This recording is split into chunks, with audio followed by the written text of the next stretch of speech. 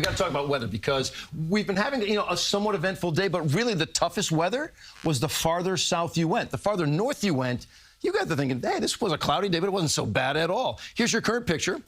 All right, so you're looking sort of northeast with this particular shot. The temperature right now is coming in at 68 degrees with that cloudy sky overhead. Let me show you a time-lapse video, with a nice picture of the Empire State Building right in the middle. Put it into motion now, and you're watching those clouds just sort of floating throughout the day.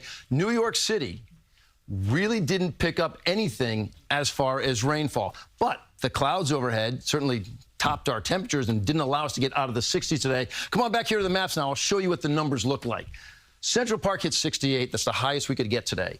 Look at Poughkeepsie. The farther north you went, the warmer the air. You actually had, it wasn't a great day. You had cloud cover as well. No rain for you at 76 in Poughkeepsie. And where was the rain? I put this red line in right here. Really, from that line south is where we had measurable rain. Somerville over to Belmar, half an inch or less for anybody out there. You get down to Cape May.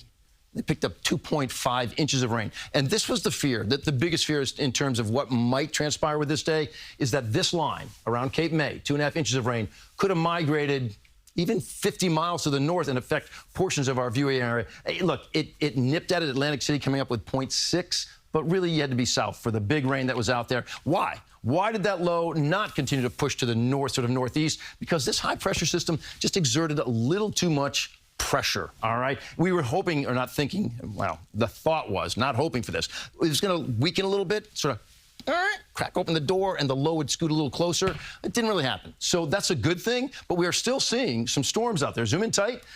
Here's what it looks like right now. We are seeing that flow coming in off the water, the ocean towards the land, and it's got some moisture in it. You are dealing with some showers out there, and one lone storm right now is still out there.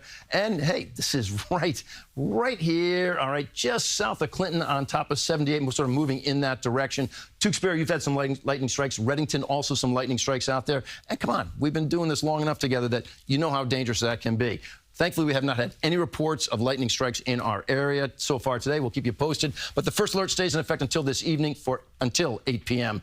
On and off showers, an isolated thunderstorm, and, of course, if it's a heavy thunderstorm with some heavy rain, possibly some ponding out there. But really, that's the concern. The thunderstorms that could be clicking in, and there's just not too many left right now. And overall, it's going to get better as you push ahead. I'm going to step this way just for a sec. Take a look at how I see tomorrow working out. So you've got cloud cover with a slight rain chance right through the overnight hours until 7 a.m. It's about 66. 10 a.m., you still have that slight chance for a shower at 68. After that, here we go. You're 76 at 1 p.m. You're 78 at 4 p.m., 74 by 7 p.m. But notice the sky gets clearer and clearer and clearer, and it's setting you up for a great-looking Friday. 84, somewhere between 80 and 84 degrees for Friday. But it's really going to be like a two-day stint with some mild air out there. I think Thursday you're going to find some folks hitting 80 degrees. You're 84 on Friday, right?